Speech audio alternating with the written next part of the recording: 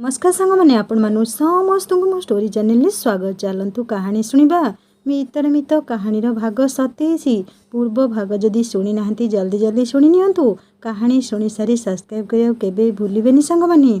घर सम्मुख रे दुईटी मंडप तैयारी होइथाय, गोटे पाला पई आउ गोटे पोथी पूजा पई एवं घर बाहर विराट बड़ आयोजन होइथाय ऑर्केस्ट्रा पई। स्वतंत्र भाव में भुवनेश्वर दामी कलाकार को डका होता है मेलोडी पाई। ब्राह्मण आसी पहुँची गले। पोथी पूजा पाई झील को कोल धरी मामू हिसाब से पुपुन बसिला। सत्यनारायण को पूजा पर ठियापाला आरंभ होईगला। तसहित गेस्ट मान भोजन प्रबंध होईगला। समस्ते आसी झील को आशीर्वाद करी जाउथांती। टेंट हाउस सामने मेलोडी भी आरंभ होईगला। खूब सुंदर परिवेश आउ सुंदर वातावरण भितरे सबु किछि ठीक ठाक चालू थाए। अमृत पूरा व्यस्त थिले। भीड़ जमी आसला बेलकू अमृत अभिप्सा एवं परिवार लोकंकु किछि कही डाकी नेले मेलोडी देखिया पई।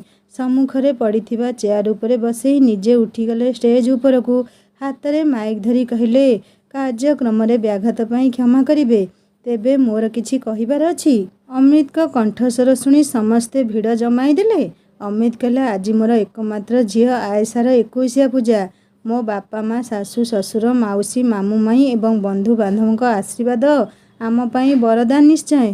कहती कन्या घरर लक्ष्मी आउ मु बहुत भाग्यवान जे मोर प्रथम संतान रूपे माँ लक्ष्मी आसीचंती।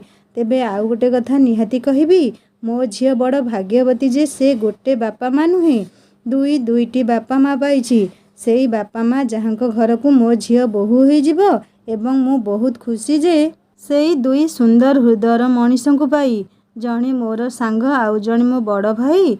सो please welcome to our handsome hero Somesh भाई एवं अर्पिता एवं मो क्यूट बेटा अनिमेष। समस्ते करताली देबाकू लागिले।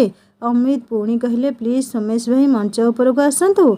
आज मो झील पई आशीर्वाद स्वरूप गोटे गीत बोलंतु प्लीज।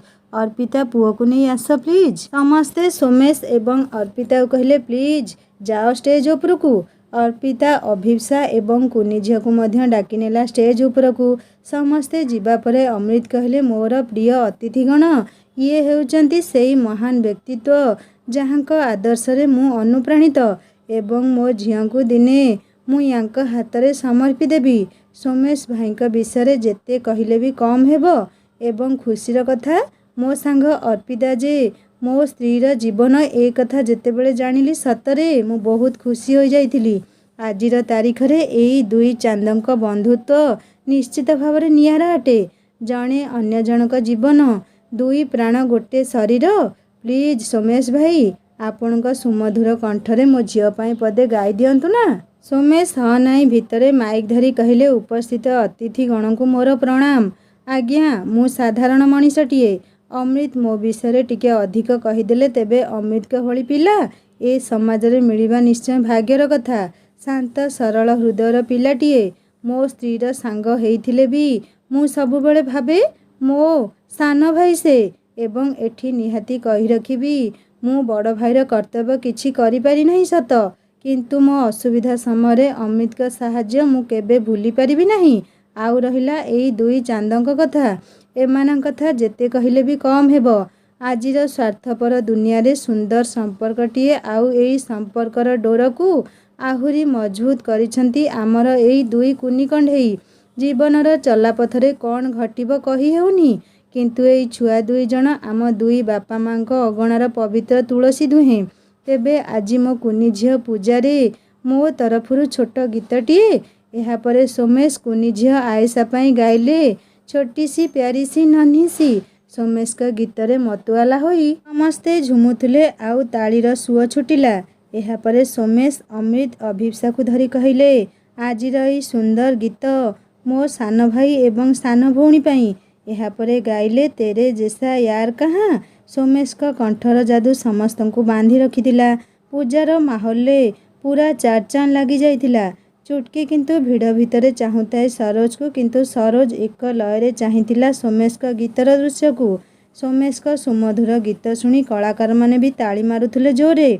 सोमेश गीत बोली मंच छाड़िबा पूर्वरु अमित कहले, भाई भाई प्लीज गोटे गीत अर्पिता पाई हे जाऊ। अर्पिता लाजेई जाई स्टेजु ओह्लाई जाऊ जाऊ सोमेश आंठेई पड़ी अर्पिता हाथ धरी नहीं कहले, रुह अर्पिता, आई लव यू। तुमे तो मो जीवन, तुमे नथिले बोधे सोमेश नथांता। कुहाଯାଏ ସବୁ ପୁରୁଷଙ୍କ ପଛରେ ଜଣେ ନାରୀର ହାତ ଥାଏ। ଆଉ ମୋ ଜୀବନ ଯାତ୍ରାର କଠିନ ଚଲାପଥରେ ପ୍ରେରଣା ସାଜି ତୁମେ ମୋର ଯେତିକି ସାଥ ଦେଇଛ ନା, ଯେତେ ତାରିଫ କଲେ ବି କମ୍ ହେବ। ଆଜିର ଏଇ ହୃଦୟର ଗୀତଟିଏ ତୁମ ପାଇଁ ଅର୍ପିତା। ଜୀବନର ଝଡ଼ ଝଞ୍ଜା ଜଞ୍ଜାଳ ଭିତରେ ମୋ ମନର କଥା ଆଜି ଯାଏ ମୁଁ ତୁମକୁ କହିପାରି ନାହିଁ, କିନ୍ତୁ ଏହା ନିରାଟ ସତ ଯେ ତୁମେ ମୋ ଜୀବନ, ମୋ ପ୍ରାଣ। ଅର୍ପିତା ବିନା ସୋମେଶର ମାନେ ନାହିଁ। ସୋମେଶଙ୍କ କଥା ଶୁଣି ଅର୍ପିତା ଆଖି ଲୋତକପୂର୍ଣ୍ଣ ହୋଇଗଲା। ଅଭିପ୍ସା, ଅମୀର, ରାଜା, ଲିଜା, ଲୀନା, ଶିଲା, ସାନୁ ସମସ୍ତେ ତାଳି ମାରି ଉତ୍ସାହିତ କରିଲେ। ସୋମେଶ ଅର୍ପିତାକୁ କୋଳେଇ ନେଇ ଗୋଟେ ସୁନ୍ଦର ଆଉ ରୋମାଣ୍ଟିକ ଗୀତ ଗାଇଲେ। ସୋମେଶଙ୍କ ଗୀତରେ ସମସ୍ତେ ଇମୋସନାଲ ହୋଇଗଲେ ଏବଂ ଅର୍ପିତା କାନ୍ଦି ପକାଇ ସୋମେଶଙ୍କ ଛାତିରେ ଲୋଟି ପଡ଼ିଲା। ଅମୃତ, ଅଭିପ୍ସା ସମସ୍ତେ ବି ସୋମେଶଙ୍କ ଅର୍ପିତା ପ୍ରତି ଅନାବିଳ ଭଲ ପାଇବା ଦେଖି ଖୁସି ହୋଇଗଲେ। ଏହାପରେ ସମସ୍ତେ ମଞ୍ଚରୁ ତଳକୁ ଓହ୍ଲାଇ ଆସିଲେ। ଲୀନା ଓ ଲିଜା ଅର୍ପିତାକୁ କୁଣ୍ଢାଇ ପକାଇ କହିଲେ, ସତରେ କେତେ ଭଲ ପାଆନ୍ତି ତୋତେ। ଅତିଥିଗଣଙ୍କ ଭିଡ଼ ଜମୁଥାଏ କମୁଥାଏ। ଗହଳି ଚହଳି ଭିତରେ ସମସ୍ତେ ଖାଇ ପିଇ ଯାଉଥାନ୍ତି। ଅମୃତ ବି କୁଣିଆମାନଙ୍କୁ ଡାକି ଖୁଆଇ ଦେଲେ। ଖାଇସାରି ରାଜା, ଲିଜା, ଲୀନା, ଚିଣ୍ଟୁ ସମସ୍ତେ ଫେରିଗଲେ। ସୋମେଶ ଅର୍ପିତାକୁ ଅଟକେଇ ଦେଇ କହିଲେ, ପ୍ଲିଜ୍ ତୁମେ ରହିଯାଅ, ଆମେ ଆଜି ହୋଟେଲରେ ରହି କାଲି ତୁମ ଘର ହୋଇ ଘରକୁ ପଳାଇବା। ଅର୍ପିତା ବି ସୋମେଶଙ୍କ କଥା ଭାଙ୍ଗି ନ ପାରି ରହିଗଲା। ସୋମେଶ ସରୋଜକୁ ଧରି ଅର୍ପିତା ଏବଂ ଡ୍ରାଇଭର ସହ ସିଧା ପୁରୀ ପଳାଇଲେ। ଅମୃତର ପରିବାର ଖୁସି ମନରେ ଅର୍ପିତା ଏବଂ ସୋମେଶକୁ ବିଦାୟ ଦେଲେ। ସୋମେଶ ପୁରୀରେ ପହଞ୍ଚି ସରୋଜ ଏବଂ ଡ୍ରାଇଭରଙ୍କ ପାଇଁ ରୁମ୍ ନେଇ ନିଜ ରୁମ୍କୁ ଗଲେ। ରୋମି ଶୋଇ ପଡ଼ିଥାଏ। ଦୁହେଁ ବାଟରୁ କିଣିଥିବା ନାଇଟ୍ ଗାଉନ୍ ବଦଳାଇବା ପାଇଁ। ତାପରେ ଅର୍ପିତା ସୋମେଶଙ୍କ ବେକକୁ ଧରି କୁଣ୍ଢେଇ ପକାଇ କାନ୍ଦିବାକୁ ଲାଗିଲା। ସୋମେଶ ଅର୍ପିତାକୁ ସ୍ନେହବୋଳା ପରଶ ଦେଇ କହିଲେ, ଏ ଅର୍ପିତା, କ'ଣ ପାଇଁ କାନ୍ଦୁଛ? କ'ଣ ହେଲା ତୁମର? ଅର୍ପିତା ସୋମେଶକୁ ସେମିତି ମାଡ଼ି ବସି କହିଲା, ପ୍ଲିଜ୍ ମୋତେ କ୍ଷମା କରିଦିଅ। ତୁମକୁ ଏମିତି ଏକା ଛାଡ଼ି ଆସିବା ମୋର ଭୁଲ ଥିଲା। କେତେ ଭଲ ପାଉଛ ମୋତେ ମୁଁ ଜାଣିଛି, କିନ୍ତୁ ସବୁ ଜାଣିବି ଅଭିମାନରେ ଚାଲି ଆସିଲି, ଥରେ ହେଲେ ତୁମ କଥା ଭାବିଲି ନାହିଁ। ପ୍ଲିଜ୍ ମୋତେ କ୍ଷମା କରିଦିଅ। ଆଉ କେବେ ଏମିତି ତୁମକୁ ଏକୁଟିଆ କରି ଆସିବି ନାହିଁ। I love you too. Arpita ଛୁଆଙ୍କ ଭଳି ସୋମେଶକୁ ମାଡ଼ି ବସି କାନ୍ଦୁଥାଏ। ସୋମେଶ ଅର୍ପିତାକୁ ନିଜ ବାହୁ ବନ୍ଧନରେ ଭିଡ଼ି ଧରି କହିଲେ, ଲଭ୍ ୟୁ ସୁଇଟହାର୍ଟ, କିନ୍ତୁ ଏମିତି କାହିଁକି ଭାବୁଛ? ଘରକୁ ତ ଆସିଲ, ଭଲ ହେଲା, ମନ ବି ଟିକେ ଫ୍ରି ରହିବ। ଅର୍ପିତା କହିଲା, ନା, ତୁମକୁ ଏକା ଛାଡ଼ି ଆସିବା ମୋର ଭୁଲ, ଆଉ କେବେ ଏମିତି କରିବି ନାହିଁ। କେତେ ଭଲ ପାଉଛ ମୋତେ ସତ କହିଲେ? ମୁଁ ନୁହେଁ, ତୁମେ ମୋ ପ୍ରାଣ, ତୁମେ ମୋ ପ୍ରେରଣା। ମୋ ହାତ ଧରି ଆଗେଇ ନେଇଛ ମୋତେ ତୁମେ। ମୋ ଉପରକୁ ଆସୁଥିବା ପ୍ରହାର ନିଜେ ଛାତି ଦେଖେଇ ସହିଛ। ମୋ ପାଦରେ କଣ୍ଟା ଫୁଟିବା ପୂର୍ବରୁ ତୁମେ ରକ୍ତାକ୍ତ ହୋଇଛ। ସତରେ ତୁମ ଭଳି ଜୀବନସାଥୀ ସେଇ ଭାଗ୍ୟବନ୍ତକୁ ମିଳନ୍ତି ନିଶ୍ଚୟ। ପୂର୍ବ ଜନ୍ମରେ ଯାହାର କିଛି ପୁଣ୍ୟକର୍ମ ଫଳ ଥିବ, ଆଉ ସେଇ ଭାଗ୍ୟବତୀ ହେଲି ମୁଁ। ହେଲେ ଥରେ ହେଲେ ଚିନ୍ତା କରିଲି ନାହିଁ, ତୁମେ କେଉଁଠି ଖାଇବ, ଆମ ବିନା ଏକା ଏକା କେମିତି ରହିବ? ସେ ଘରେ ତୁମକୁ ଯେଉଁଠି ପାଣି ଗ୍ଲାସଟିଏ ବି ଦେବାକୁ କେହି ନାହାନ୍ତି, ମୁଁ ବି ସ୍ୱାର୍ଥପର ପାଲଟିଗଲି। ସୋମେଶ ଅର୍ପିତା ଆଖିର ଲୁହକୁ ନିଜ ହାତ ପାପୁଲିରେ ପୋଛି ଦେଇ କହିଲେ, ଧେତ୍, କେତେ ଭାବୁଛ ତୁମେ? ଆରେ ସବୁ ଝିଅ ବାପ ଘରକୁ ଯାଆନ୍ତି, ତୁମେ ବି ଗଲ, ଅସୁବିଧା କେଉଁଠି ରହିଲା? କାଲି ଯିବା ପରା ଆମ ଘରକୁ। ଆସିଲ ବେଡ୍ ଉପରକୁ, କେତେ ଭାବୁଛ?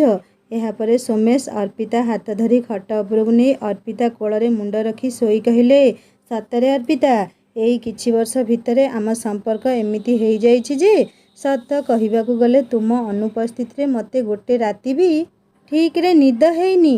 ଆଉ ସେଥିରେ ମୋ ପାଗଳା କଥା ତ ବେଶୀ ମନେ ପଡ଼େ ମୋର। ମୋ ଧନ ଆସିବା ପରେ ଆମ ଜୀବନରେ କେତେ ଖୁସି ଭରି ଦେଇଛି, ନଚେତ୍ ଆମ ଜୀବନ ଯେ କେତେ ଯନ୍ତ୍ରଣାମୟ ଆମଠାରୁ ଅଧିକ କିଏ ଜାଣିବ? ଖାଲି ତା ମୁହଁ, ତା ଗୁଲୁଗୁଲିଆ କଥା ଆଉ ତା ହସ ଦେଖିଲେ ସବୁ ଦୁଃଖ କଷ୍ଟ ପାସୋରି ହେଇଯାଏ ଆପେ ଆପେ। ଅର୍ପିତା ସୋମେଶଙ୍କ ଚୁଟି ସାଉଁଳେଇ କହିଲା, ହଁ ଠିକ୍ କହିଲ। ସୋମେଶ କହିଲେ, ଅର୍ପିତା, ମୋର କିନ୍ତୁ ଗୋଟେ ଝିଅ ଦରକାର। ଅର୍ପିତା ହସି ଦେଇ କହିଲା, ପୁଣି ଆରମ୍ଭ ହୋଇଗଲ? ପୁଅ ଏବେ ଏତେ ଛୋଟ ଅଛି, ଆଉ 2 ବର୍ଷ ଯାଉ। ସୋମେଶ କହିଲେ, ପକ୍କା ମୋତେ ଝିଅ ଦେବ ତ? ଅର୍ପିତା କହିଲା, ଇଏ କ'ଣ ମୋ ହାତ କଥା ହେଇଛି? ସୋମେଶ ହସିଦେଲେ ଏବଂ ଅର୍ପିତାକୁ ନିଜ ଛାତି ଉପରକୁ ଭିଡ଼ି ଆଣି ଲାଇଟ୍ ଅଫ୍ କରିଦେଲେ। ସକାଳୁ ସକାଳୁ ଅର୍ପିତାର ମୋବାଇଲ ରିଙ୍ଗ ହେବାରୁ ରୁମ୍ରେ ଟି ମେକରରେ ଚାହା ବନାଉ ବନାଉ ଅର୍ପିତା ଫୋନ୍ ଉଠାଇ କହିଲା, ହଁ ଲୋ ଚାନ୍ଦ, କହ, ସକାଳୁ ସକାଳୁ କେମିତି ମନେ ପଡ଼ିଲା ମୋ କଥା? ଅଭିପ୍ସା କହିଲା ମ୍ୟାଡ଼ାମ୍ ଉଠିଲଣି ତାହେଲେ? ମୁଁ ଭାବିଲି ସାରା ରାତି ଶୋଇନଥିବ, ସେଇଥିପାଇଁ ଆଖି ଖୋଲି ନଥିବ ମ୍ୟାଡ଼ାମ୍ଙ୍କର ଏଯାଏ। ଅର୍ପିତା ହସି ଦେଇ କହିଲା ଯା ତୋର ବି କେମିତି କଥା, ଆମର କ'ଣ ଆଉ ରୋମାନ୍ସ କରିବା ବୟସ ଅଛି ଯେ ପୁଅ ବୋହୂ ଦେଖିଲୁଣି? ଅଭିପ୍ସା କହିଲା ହଁ ସେଇଥିପାଇଁ ତ ବୁଢ଼ାବୁଢ଼ୀଙ୍କର ହନିମୁନ୍ 15 ଦିନ ହେଲା ଖୁବ୍ ଜୋରଦାର ଚାଲିଛି। ଅର୍ପିତା କହିଲା ରହ ଦଉଛି ତୋତେ, ସକାଳୁ ସକାଳୁ କେତେ ଗପୁଛୁ ଲୋ? ଅଭିପ୍ସା ହସି ଦେଇ କହିଲା ନାଇଁଲୋ ଚାନ୍ଦ, ତୋ ଖୁସି ଦେଖି ମୋତେ ବହୁତ ଖୁସି ଲାଗୁଛି। ଏମିତି ସବୁବେଳେ ହସ ଖୁସିରେ ରହ। ସତରେ ସୋମେଶ ଭାଇ ତୋତେ କେତେ ଭଲ ପାଆନ୍ତି, କାଲିଠାରୁ ସମସ୍ତେ ତାଙ୍କ ଗୀତର ଆଉ ତୋ ପ୍ରତି ତାଙ୍କ ଭଲ ପାଇବାର ଭୁରି ଭୁରି ପ୍ରଶଂସା କରୁଛନ୍ତି। ଅର୍ପିତା କହିଲା ଇଏ ପ୍ରକୃତରେ ବହୁତ ଭଲ। ହଉ ଛାଡ଼େ, କାଲି କ'ଣ ସବୁ ମିଳିଲା ଝିଅକୁ କହ ତ ଟିକେ। ଅଭିପ୍ସା କହିଲା ହଁ ଯାହା ସବୁ ମିଳିଛି ମୁଁ ଭିଡ଼ିଓ ସୁଟିଂ କରି ପଠେଇଦେବି ତୋ ପାଖକୁ। ଆଉ ଧନ କ'ଣ କରୁଛି? ଅର୍ପିତା କହିଲା ବାବୁ ଆମର ତା ବାବାଙ୍କ ପେଟ ଉପରେ ଲେପଟେଇ ପଡ଼ିଛି। କାଲି ଜାଣିଛୁ ବାଟ ସାରା ଝିଅକୁ ଆଣିବା ଆମ ଝିଅ ହେଇ କାନ୍ଦୁଥିଲା। ଅଭିପ୍ସା ହସି ଦେଇ କହିଲା ହଁ ତା ଅମାନତ ସିଏ ନେବନି ଆଉ କିଏ ନେବ? ଦୁଇ ଜଣ ଖୁବ୍ ଜୋରରେ ହସିଲେ। ଅଭିପ୍ସା କହିଲା ଆଉ କେତେବେଳେ ବାହାରିବ ସେଠୁ? ନା ଆଜି ବି ରହିବ ସେଠି? ସବୁ କ'ଣ ପ୍ରୋଗ୍ରାମ୍ ଅଛି ମୋତେ କହ। ଅର୍ପିତା କହିଲା ଆରେ ନାଇଁ ଏବେ ବାହାରିବୁ ତ ଟିକେ ଘର ହେଇକି ଯିବୁ।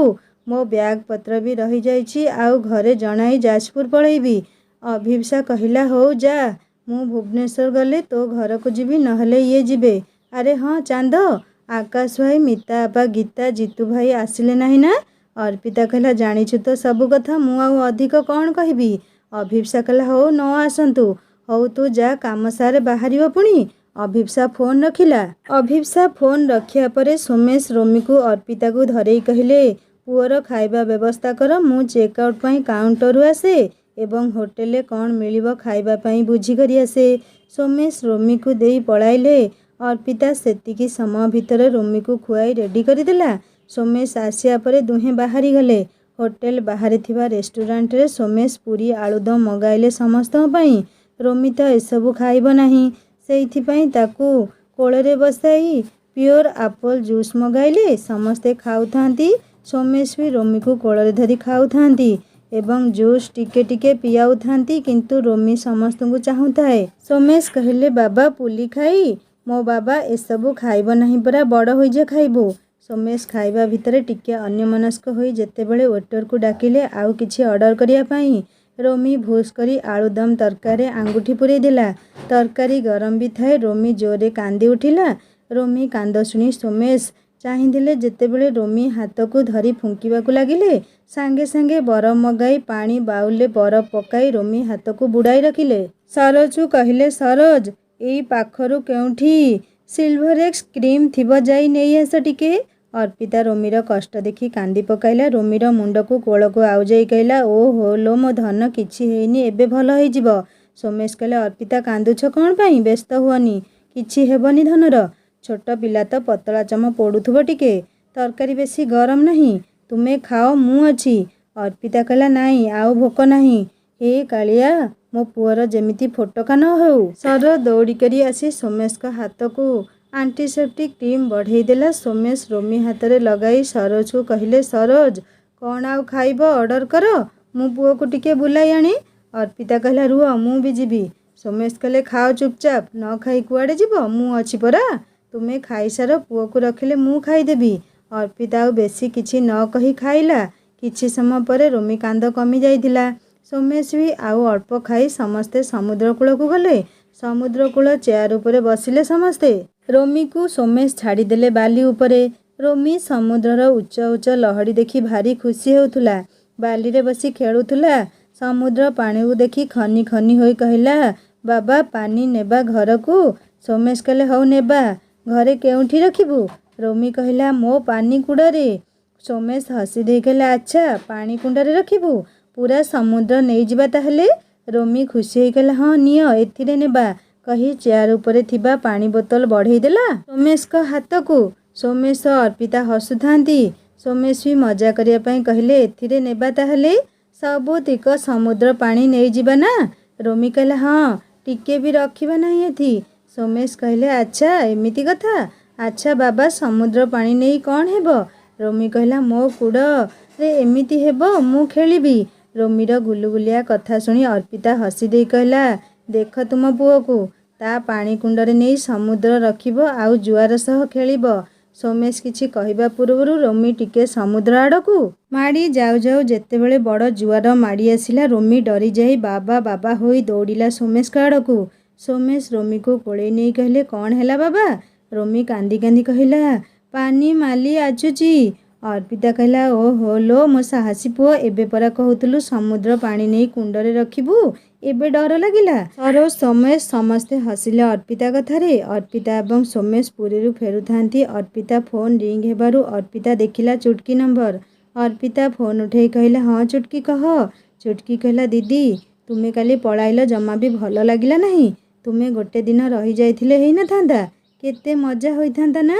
ଅର୍ପିତା କହିଲା, ହଁ ଯେ ପଳାଇ ଆସିଲି। ଆଉ ଚୁଟକି କହିଲା, ଆଉ ଆମ ଜ୍ୱାଇଁବାବୁ କ'ଣ କରୁଛନ୍ତି ଯେ?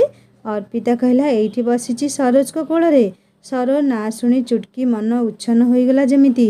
ଛାତି ତଳେ କିମିଆ ହେବା ଭଳି ଅନୁଭବ ହେଲା। ସେ କହିଲା, ଦିଦି ଅନଲାଇନ୍ ଆସ ନା, ପୁଅକୁ ଟିକେ ଦେଖିଦିଏ। ଅର୍ପିତା ଭିଡ଼ିଓ କଲ୍ କରିବାରୁ ଚୁଟକି ରୋମି ସହ ମିଛି ମିଛିକା ଗପ ଗପୁଥାଏ, କିନ୍ତୁ ଆଖି ଥାଏ ସରୋଜ ଉପରେ।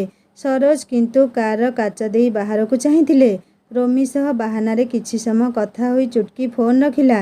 ଫୋନ୍ ରଖି ମନକୁ ମନ ଗାରୁ ଗାରୁ ହୋଇ କହିଲା, କେତେ ଭାଉ ମ, ମୁଁ ତାଙ୍କୁ ଦେଖିବି ବୋଲି ଫୋନ୍ କରିଲି, ସେ କିନ୍ତୁ ଚାହୁଁନାହାନ୍ତି। ଓରେ ପୁଅ, ହମ୍ ବି କିଛି ସେ କମ୍ ନାହିଁ। ତୁମେ ଡାଲେ ଡାଲେ ଗଲେ ମୁଁ ପତରେ ପତରେ ଯିବି। ଭାରି ଗୋଟେ ଅପୂର୍ବ ଟୋକାଟା ତ। ତୁଚ୍ଛାକୁ ଏତେ ମୁଦି ନାହିଁ ଗୋଡ଼ କଚାଡ଼ୁ କେତେ। ଚୁଟକି ଫୋନ୍ ଥୋଇ ରାଗିବା ଦେଖି ଅଭିପ୍ସା ପଛଆଡ଼ୁ ଆସି ଚୁଟକି କାନ୍ଧରେ ମୁଣ୍ଡ ରଖି ପଚାରିଲା, କ'ଣ ହେଲା କି ଏତେ ରାଗ? ଚୁଟକି କହିଲା, ନାଇଁ ଭାଉଜ, ସେମିତି କିଛି ନୁହେଁ ମ। ଅଭିପ୍ସା କହିଲା, ନାଇଁ କିଛି ତ ନିଶ୍ଚୟ ଥିବ, ନହେଲେ ମୋ ଗେହ୍ଲି ନଣନ୍ଦ ମୁହଁ ଏମିତି ଶୁଖିଯାଇଛି କାହିଁକି? ଚୁଟକି କହିଲା, ନାଇଁ ମ, ମୋର ଗୋଟେ ସାଙ୍ଗ ଫୋନ୍ କରିଥିଲା ତ, କହୁଥିଲା ଗୋଟେ ପୁଅ ତାର ପସନ୍ଦ ଆସିଛି, କିନ୍ତୁ ସେ ପୁଅ ବେଶୀ ଭାଉ ଦେଖେଇ ହେଉଛି। ଆଜିକାଲି ଟୋକାଙ୍କର କେତେ ଭାଉ ମ। କ'ଣ ଭାବନ୍ତି କି ମନେ ମନେ ନିଜକୁ? ଏତିକି କହି ଚୁଟକି ଗୋଡ଼ କଚାଡ଼ି ପଳେଇଲା। ଅଭିପ୍ସା ଚୁଟକିକୁ ମାର୍କ କରି କହିଲା, ଡାଲ୍ ମେ ଜରୁର କୁଛ କାଲା ହେ। ସାଙ୍ଗ ନୁହେଁ, ତୁମେ ତୁମ କଥା କହୁଛ ମୁଁ ଜାଣେ, କିନ୍ତୁ ମୋର ଜାଣିବାର ଅଛି ସେ ପିଲା କିଏ, ଯାହା ପାଇଁ ମୋ ନଣନ୍ଦ ପୁରା ପୁଅ ଜାତି ଉପରେ କଳଙ୍କ ଲଗେଇଦେଲେ। ଅର୍ପିତା ପିପିଲିରେ ପହଞ୍ଚି ମିନୁ ଏବଂ ଲିଜାକୁ କହିଲା, ଭାଉଜ, ବୋଉ, ମୁଁ ଏବେ ଯିବି ବାହାରିକି ଆଙ୍କ ସହ। ମିନୁ କହିଲେ, ଏମିତି କେମିତି ହେବ କହିଲୁ, ବାପଘର ଆସିଛୁ, କିଛି କିଣାକିଣି ନାହିଁ। କିଣି ନାହିଁ ତୋ ପାଇଁ, ଏମିତି ପଳେଇବୁ, ଏଗୁଡ଼ା କ'ଣ ଦାଣ୍ଡ ସୁନ୍ଦର କଥା? ଅର୍ପିତା କହିଲା, ନାଇଁ ଲୋ ବୋଉ, ଇଏ ହଇରାଣ ହେଉଛନ୍ତି। ମିନୁ କହିଲେ, ର ମୁଁ ରାଜାକୁ ଖବର ଦିଏ କ'ଣ କିଣାକିଣି କରିକି ଆଣୁ। ଅର୍ପିତା କହିଲା, ନାଇଁ ଲୋ ବୋଉ, ମୁଁ କିଣିନେବି ତ, ତୁ ବ୍ୟସ୍ତ ହ ନାହିଁ, ଭାଇକୁ କାହିଁକି ହଇରାଣ କରିବୁ। ଏତିକି କହି ଅର୍ପିତା ଲିଜା ହାତରେ ଲିପ୍ସା ପାଇଁ 500 ଟଙ୍କା ଧରେଇ ବ୍ୟାଗ୍ ନେଇ ବାହାରି ଆସୁ ଆସୁ ଲିଜା ଦୌଡ଼ି ଯାଇ ଆଲମିରାରୁ ଭଲ ଶାଢ଼ୀ ଖଣ୍ଡେ ସହ 1000 ଟଙ୍କା ଆଣି ଅର୍ପିତାକୁ ଦେଇ କହିଲେ, ଏଥିରେ ପୁଅଙ୍କ ଡ୍ରେସ୍ ଆଉ ଘର ପାଇଁ ମିଠା କିଣି ନେବ। ଅର୍ପିତା ଟଙ୍କା ନ ଧରି କହିଲା, ନାଇଁ ଭାଉଜ, ତୁମ କଥା ରହିଲା, ମୋ କଥା ରହିଲା, ମୁଁ ଖାଲି ଶାଢ଼ୀ ନେଉଛି। ମିହିର ବାହାଘର ବେଳେ ଆସିବି, 2 ଦିନ ରହିବି, ସେତିକି ବେଳେ ଯାହା ଦେବ। ଏବେ ବ୍ୟସ୍ତ ହୁଅନି, ମୁଁ ବାଟରୁ କିଣିନେବି। ଏତିକି କହି ଅର୍ପିତା ବାହାରି ଆସିଲା। ଲିଜା ଓ ମିନୁ ସେମିତି ଚାହିଁଥାନ୍ତି ମନ ଦୁଃଖରେ। ମିନୁ କହିଲେ, ଥିଲା ଘର ଉଛୁଳୁଥିଲା, ଏବେ ପଳେଇଲା, ଆଉ ଭଲ ଲାଗିବ ନାହିଁ। ଟୋକାଟାର ହସ ଗୁଲୁଗୁଲିଆ କଥା ସବୁ ମନେ ପଡ଼ିବ। ଅର୍ପିତା ବହୁତ ବାଟରୁ ଫେରି ଲୁଗାପଟା ବଦଳେଇ ନିଜ କାମରେ ଲାଗିଗଲା। ଏତେ ଦିନ ପରେ ଫେରିଥାଏ, କିନ୍ତୁ ଘର ଅଳିଆ ଗଦା ହୋଇ ପଡ଼ିଥାଏ। ଯୋଉଠି ଯାହା ପଡ଼ିଥିଲା ତ ପଡ଼ିଥିଲା, ସବୁଆଡ଼େ ସଫା, କିନ୍ତୁ ସୋମେଶଙ୍କ ବେଡ୍ରୁମ୍ ଅଳିଆ ମଳିଆ ହୋଇ ପଡ଼ିଥିଲା। ଅର୍ପିତାକୁ ସଫା କରି ସଜାଡ଼ି ରଖିବା ପାଇଁ ଘଣ୍ଟାଟାଏ ଲାଗିଗଲା। ଘରୁ ଫେରିବା ପରେ ଅର୍ପିତା ମନ ଟିକେ ଫ୍ରି ଥିଲା, ତେଣୁ ନିମିନା କି ସୁରବାବୁଙ୍କ କଥା ମୁଣ୍ଡରେ ନ ପୂରାଇ ମନ ଖୁସିରେ ନିଜ କାମ କରୁଥିଲା। ଅବଶ୍ୟ ନିମିନା ତାକୁ ଦେଖେଇ ଦେଖେଇ କହିଥିଲେ, ଆଜିକାଲି ତ ଟିକେ କ'ଣ ହେଲେ ବାପଘର ପଳେଇବେ, ପୁଣି ତ ଆସିବେ ନା ନାହିଁ। କଥାରେ ଅଛି, ଆରେ ଢମଣା ବୁଲି ବୁଲି ସେଇ ଅଗଣା। ଅର୍ପିତା ଶୁଣିବି ଅଣଶୁଣା କରିଦେଲା, କାହିଁକି ନା ଯେତେ ମୁଣ୍ଡରେ ପୂରେଇବ ସେତେ କଷ୍ଟ ଲାଗିବ। ଅର୍ପିତା ଯେମିତି କାମ କରି ଚୁପଚାପ ଏକା ଏକା ରହୁଥିଲା, ସେମିତି ରହୁଥିଲା। ଅର୍ପିତାର ଏମିତି ଏକା ଏକା ଚଳିବା, ବାହାର ଲୋକଙ୍କ ସାହାଯ୍ୟ ନ ନେବା, ଏକୁଟିଆ ଘର ଭିତରେ ରହିବା ଆଦି କିଛି ଲୋକଙ୍କୁ ଭାରି ଅଡ଼ୁଆ ଲାଗୁଥିଲା। କିଛି ଜଣ ଅର୍ପିତାକୁ ଦେଖେଇ ଦେଖେଇ କୁହନ୍ତି ଦେଖିଲେ, କେହି କେହି ଭଲେଇ ହେବାର ବାହାନାରେ ବି ମୁହେଁ ମୁହେଁ କୁହନ୍ତି, ତୋର କ'ଣ ଅଛି, ଆଗକୁ କିଏ ଅଛି ନା ପଛକୁ କିଏ ଅଛି। ଅର୍ପିତାକୁ ଏମିତି କଥା ବହୁତ ବାଧେ। ଇଚ୍ଛା ହୁଏ କହିବାକୁ ଯେ ତୁମ ଯଦି ଇଚ୍ଛା ହେଉଛି ସେମାନଙ୍କୁ ନେଇଯାଉନ, କିଏ ମନା କରୁଛି କି? କ'ଣ ଜାଣିଛ ତୁମେ ଆମ ଘର ବିଷୟରେ? କିନ୍ତୁ ପର କ୍ଷଣର ଚୁପ୍ ରୁହେ ଏଇଥିପାଇଁ ଯେ କେବଳ ତା ଶାଶୁ ଶ୍ୱଶୁରଙ୍କ ପାଇଁ ସେ ଆଜି ବଦନାମ। କେତେ ଜଣଙ୍କ ସହ ଯାଇ ଫାଟକ କରିବ। ଏମିତି ବି ହୁଏ କେହି କେହି ଶାଶୁ ଶ୍ୱଶୁରଙ୍କୁ ନିର୍ଯାତନା ଦେଉଥିବା ଭିଡ଼ିଓ ସବୁ ତା ମୋବାଇଲକୁ 2-3 ଦିନରେ ଥରେ ଛାଡ଼ନ୍ତି। ଏସବୁ ଅର୍ପିତାକୁ ବହୁତ କଷ୍ଟ ଦିଏ। ସୋମେଶକୁ ସବୁ କଥା କହି ବହୁତ କାନ୍ଦେ। ସୋମେଶ କୁହନ୍ତି ସେମାନଙ୍କୁ ମୁହେଁ ମୁହେଁ କହୁନ। ତାଙ୍କ ବାପା ମା କୋଟି କୋଟି ଟଙ୍କାର ସମ୍ପତ୍ତି ରଖିଛନ୍ତି। ସେମାନେ କେତେ ଦାୟିତ୍ୱ ନେଉଛନ୍ତି। କେତେଥର ଦେହ ଖରାପ ହେଲେ ମେଡ଼ିସିନ ଆଣୁଛନ୍ତି। ଅର୍ପିତା କୁହେ କ'ଣ କରିବି? କେତେ ଜଣଙ୍କ ସହ ଶତ୍ରୁତା ସାଜିବି? ସେମାନଙ୍କୁ ଖରାପ ଲାଗୁନି ମୋ ମୁହେଁ ମୁହେଁ କହୁଛନ୍ତି। ସେମାନଙ୍କ ଘରେ ଶାଶୁମାନେ ଯେତିକି କାମ କରୁଛନ୍ତି ଆମ ଘରେ କିଏ କରୁଛି? ସେମାନଙ୍କ ଘରେ ଶାଶୁମାନେ ଘର କାମ ସହ ଛୁଆପିଲା ଦାୟିତ୍ୱ ନେଉଛନ୍ତି। ବୋହୂମାନଙ୍କ ଦେହ ଖରାପ ହେଲେ ନିଜେ ମା ପରି ଦାୟିତ୍ୱ ନେଉଛନ୍ତି।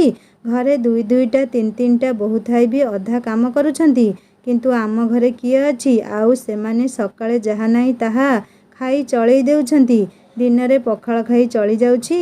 ମୁଁ ତ ଯାଇ କହୁନି, କିନ୍ତୁ ଆମ ଘରେ ମୁଁ ଏକା ହେଇ ବି କୋଉଦିନ ଏମାନେ ନା ରୁଟି ଚାହାରେ ଚଳେଇଛନ୍ତି ନା ପଖାଳ ଆଳୁରେ ଚଳେଇଛନ୍ତି। ସୋମେଶ କହିଲେ ସବୁ ଆମ ଭାଗ୍ୟ। କହିବି କାହାକୁ? ନିଜ ବାପା ମା ତ 7 ଶତ୍ରୁ। ଏମିତି ବାପା ମା ଭଗବାନ କାହାକୁ ନ ଦିଅନ୍ତୁ। ତୁମେ ଗୋଟେ କାମ କର, ଯିଏ ସବୁ ଇଆଡ଼ୁ ସିଆଡ଼ୁ ଭିଡ଼ିଓ ଦେଉଛନ୍ତି ଥରେ ସେମାନଙ୍କୁ ଡାକି କୁହ, ନଚେତ୍ ବ୍ଲକ୍ କରିଦିଅ। ନହେଲେ ମୁଁ ପଚାରୁଛି ରୁହ। ଅର୍ପିତା କହିଲା ନାଇଁ ଥାଉ, ମୁଁ କହିବି। କାହା ସହ ଝଗଡ଼ା କରି ଲାଭ କ'ଣ? କିନ୍ତୁ ସତରେ ସେମାନେ ବି ବୁଝିବା ଦରକାର। କିଛି ନ ଜାଣି ମୋତେ ଏମିତି ଆକ୍ଷେପ କରୁଛନ୍ତି। ମୋତେ କେତେ କଷ୍ଟ ଲାଗୁଥିବ, ମୋ ଅନ୍ତର କେତେ କାନ୍ଦୁଥିବ। ଅର୍ପିତା ସୋମେଶଙ୍କ ଛାତିରେ ଲୋଟିଗଲା। ଆଖିରୁ ଲୁହଧାର ଗଡ଼ୁଥାଏ। ସୋମେଶ ଅର୍ପିତାକୁ କୋଳେଇ ନେଇ କହିଲେ ଅର୍ପିତା, କାହା କଥା ଶୁଣିବା ଦରକାର ନାହିଁ। ଆଉ ଥରେ ମୁହଁ ଖୋଲି କହିବା ଶିଖ। ଦେଖିବ କହିବା ଲୋକଙ୍କ ମୁହଁ ବନ୍ଦ ହେଇଯିବ। ଯେତେ ଦିନ ଯାଏ ଚୁପଚାପ ଶୁଣିବ ବାହାର ଲୋକଙ୍କ ସାହସ ବଢ଼ିବ। କାହାକୁ ଡରିବା କ'ଣ ଦରକାର? ଆମେ କ'ଣ କାହା ଘରୁ ଯାଇ ତେଲ ଲୁଣ ମାଗୁଛେ ନା କ'ଣ? ଅସୁବିଧା ହେଲେ କାହା ଦୁଆରେ ଗୋଡ଼ ଭାଙ୍ଗି ଛିଡ଼ା ହେଇଛେ ତ? କାହାର କ'ଣ ଦରକାର ଆମକୁ ଏମିତି କହିବା? ନିଜ ଘରେ ହଜାରେ ପାଲା, ଆମକୁ କ'ଣ ପାଉଛନ୍ତି କି ସେମାନେ? ଅର୍ପିତା କହିଲା ଜାଣିଛ, ଯେଉଁମାନେ କହୁଛନ୍ତି ସେମାନଙ୍କ ଘରେ ବି ଶାଶୁ ବୋହୂ ଯାହା ଭିତରେ କ'ଣ ଘଟେ ମୋତେ ତାଙ୍କରି ଘରୁ ବି ଫୋନ୍ ଆସେ। କିନ୍ତୁ ମୁଁ ଏସବୁରେ ମୁଣ୍ଡ ଖେଳାଏ ନାହିଁ କି କେବେ କୁହେ ନାହିଁ, କାରଣ ମୁଁ ଜାଣେ ଶାଶୁଘର ଯନ୍ତ୍ରଣା କ'ଣ। ଯେଉଁମାନେ ମୋତେ କହୁଛନ୍ତି ସେମାନେ ଭାବନ୍ତି ବିଲେଇ ଆଖି ବୁଜି କ୍ଷୀର ପିଉଛି। ମୁଁ ତାଙ୍କ ଘର କଥା କିଛି ଜାଣିପାରୁନି, କିନ୍ତୁ ସବୁ ଜାଣିବି ମୁଁ ଚୁପ୍ ରୁହେ। କାରଣ ଯାହା ଘର ମ୍ୟାଟର ଯିଏ ବୁଝିବ ମୋର କ'ଣ ଯାଏ ଆସେ। କିନ୍ତୁ ମୋତେ ସମସ୍ତେ ଶସ୍ତା ଭାବନ୍ତି ଏଇଥିପାଇଁ ଯେ ତାଙ୍କ ଘର ଶାଶୁମାନେ ଘର ଭିତରେ ଯାହା ଘଟିଲେ ବି ବାହାରେ ଗପିବେ ନାହିଁ। କିନ୍ତୁ ଆମ ଘରେ। ଦୀର୍ଘ ଶ୍ୱାସ ପକାଇ ଅର୍ପିତା କହିଲା ଛାଡ଼, ସବୁ ମୋ ଭାଗ୍ୟ। ସୋମେଶ ଅର୍ପିତାକୁ କୋଳେଇ ନେଇ କହିଲେ ମୁଁ ତ କହୁଛି ଘର ଛାଡ଼ିଦେବା, କାହିଁକି ଏଠି ପଡ଼ି ରହୁଛ? ଅର୍ପିତା କହିଲା ଜାଣିନି, କିନ୍ତୁ ଜୀବନର ଅନ୍ୟ ନାମ ଯଦି ସଂଘର୍ଷ ହୁଏ ତେବେ ଲଢ଼ିବାକୁ ପଡ଼ିବ। ପଳାୟନ କରିଲେ କ'ଣ ହେବ? ଅର୍ପିତାର ଜୀବନ ଏମିତି ବିତୁଥାଏ। ଘର ସହ ବାହାର ଲୋକ ବି ବହୁତ କିଛି କହିଯାଉଥିଲେ। ଥରେ ନ ଭାବି ଯେ ୟାକୁ କେତେ କଷ୍ଟ ହେଉଥିବ। ଅର୍ପିତା ଧୀରେ ଧୀରେ ପ୍ରତିବାଦ କରିବା ସହ ମୁହେଁ ମୁହେଁ କହିବା ଆରମ୍ଭ କରିଦେଲା। ଯେଉଁମାନେ ତାକୁ ଇଆଡ଼ୁ ସିଆଡ଼ୁ ଭିଡ଼ିଓ ଦେଉଥିଲେ ଭଲରେ ବୁଝାଇ କହିଲା ଦେଖ, ତୁମେ ଆମ ଘର ବିଷୟରେ କିଛି ଜାଣିନ, କାହିଁକି ଏମିତି ଭିଡ଼ିଓ ଦେଉଛ? ତୁମ ଘରେ ବି ବୋହୂ ଅଛନ୍ତି, ତେବେ ତୁମ ଘରେ ଶାଶୁ ରେଷ୍ଟ ନ ନେଇ କ'ଣ ପାଇଁ ଖଟୁଛନ୍ତି? ତୁମ ଘରେ ବୋହୂ ଦେହ ଖରାପ ହେଲେ ଶାଶୁମାନେ ମୋଡ଼ା ଘଷା ବି କରୁଛନ୍ତି। କିନ୍ତୁ ମୋ ଘରେ କ'ଣ ହେଉଛି ଜାଣିଛ? ମୋ ଘରେ ମୋ ଶାଶୁ ମୋ ଛୁଆକୁ ବି ଅନାନ୍ତି ନାହିଁ। ମୋତେ କାମରେ ସାହାଯ୍ୟ କରନ୍ତି ନାହିଁ କି ମୋ ଦେହ ଖରାପ ହେଲେ ବାସିରେ ପଚାରନ୍ତି ନାହିଁ। କୁହ, ମୁଁ ବି ତ ମଣିଷ, ମୋର ବି ତ ସ୍ନେହ ଶ୍ରଦ୍ଧା ପାଇବାର ଇଚ୍ଛା ଅଛି ନା ନାହିଁ? କିଛି ଲୋକ ବୁଝି ତ ଯାଇଥିଲେ, କିନ୍ତୁ କିଛି ଜଣ ଈର୍ଷାରେ ଜଳି କୁହନ୍ତି ତୁମର କ'ଣ ଅଛି? ଶ୍ୱଶୁର ଟଙ୍କା ଖାଇ ଚଳୁଛ, ବୁଢ଼ତା ରୋଜଗାର କରୁଛି ତୁମ ପାଇଁ। ଅର୍ପିତା ସେମାନଙ୍କୁ ବି କଡ଼ା ଜବାବ ଦେଉଥିଲା। ସିଧା ସିଧା କହୁଥିଲା ଗୋଟେ କାମ କର, ତୁମେ ମୋ ଶାଶୁ ଶ୍ୱଶୁରଙ୍କୁ ନେଇଯାଅ, ତାଙ୍କ ଟଙ୍କା ଖାଇବ, ତାଙ୍କୁ ଚଳେଇବ। ମୁଁ ତ କରୁନି କିଛି। କ'ଣ କରିବି? ଖରାପ ପିଲାଟା ତ ଏସବୁ ଜାଣିନି। ଆଉ ହଁ, ମୋ ଶ୍ୱଶୁରଙ୍କର ଗୋଟେ ଟଙ୍କାର ବି ମୁଁ ଧାରୁଆ ନୁହେଁ। କହିବା ପୂର୍ବରୁ ଭାବି ଚିନ୍ତି ହୁଏ। କୁହ, ତୁମ ଘରେ ବାପା ମା ଅଛନ୍ତି, କେବଳ ଗଣ୍ଡାଏ ଖାଇବାକୁ ଦେବା ବ୍ୟତୀତ କ'ଣ କରୁଛ? ना देह खराप हेले डॉक्टर पाखु केबे नेउछ ना भल मेडिसिन देइछ काई मु तो तुम घरे कहूनी तुम घरे तुम बोऊ कौन दोली रे झुलुछंती कि अर्पिता जवाब देउथला सत किंतु धीरे धीरे निजकु लोकमानंक दूरेई रखिला कारण ताकू भल लागुनथुला एमिति काहा सह जुक्ति करिया पई कि काहाकू रोकठोक जवाब देवा पई किंतु कौन करिब बेसी बाधिले जिए भी हेले मुह खोलिब सहिबार भी गोटे सीमा थाए ना बाटरे जाउथुवा पिंपुड़ी उपरे आँच आसिले से भी कामुड़ी दिए आउ मनुष्यटीए होई केते अबा सहिब से अर्पिता घर बाहर भितरे एमिति होई जाइतिला जे ता जीवन पूरा एक घरिया हेबा बळी होई गला बाहरे ना काहा सह मिसिबाकू इच्छा होउतला ना कथा हेई टेंशन नेबाकू आउ घरे ता जीवन केवल 2-3 रूम आउ पछ गेट भितरे सीमित थिला आउ एई बाहर लोक भी मुह पाउथले केवल निमिना आउ सुरबाबुओ पई कारण एमानक घरे झीरा फुटी नथिबो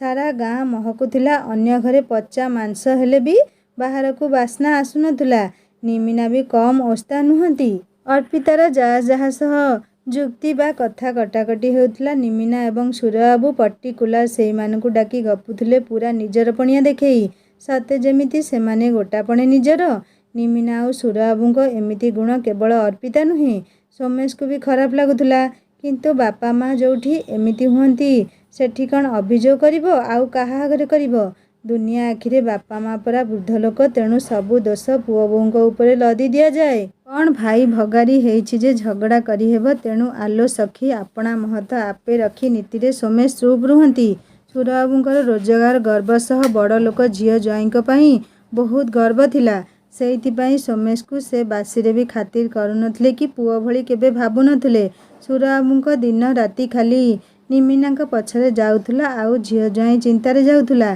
घरे गोटे नाती थाई भी नथिला भली बाहर पिलांकु डाकी मिठा कथा हेउथुले बाहर लोकन सह भलरे कथा हेउथुले बाहर लोकंक देह खराब हेले 10 थर दौड़ी जाउथले पचारिबाकू किंतु निज घरे पूरा अलगा रूप दीप तळ अंधार भली दुनिया आगरे भले देखिए हेउथुले आउ घरे पूरा भिलियन रूप अर्पिता जेते कष्ट पाउथुला दिन को दिन सेते मजबूत भी हेउथुला कुहा जाए पितल को जेते माजिबो सेते चिकचिक करिबो जे ठीक सेमिति अर्पिता कसटी पथरे कसी माजी होई दिन को दिन स्ट्रंग हेउथुला जीवनर माने बुझुथुला निमिना किंबा सुरबाबूंक सह कथा हेउ नथुला से तेणु जीवन तार 2 बखरा घर एवं फोन ने सीमित थिला सोमेश को छाड़िले तांगर सबुठु बड़ सपोर्ट थिला अभिप्सा जहा पई से हार मानु मानु पुणी संभाली हेई जाउथुला आउ रोमी भी अर्पिता आखिरे लुह टिके देखिले झुंकी पड़ी पोछि देई गेल करी पकाउथुला जीवनर जंत्रणा छुआटा किछि बुझी नथिले भी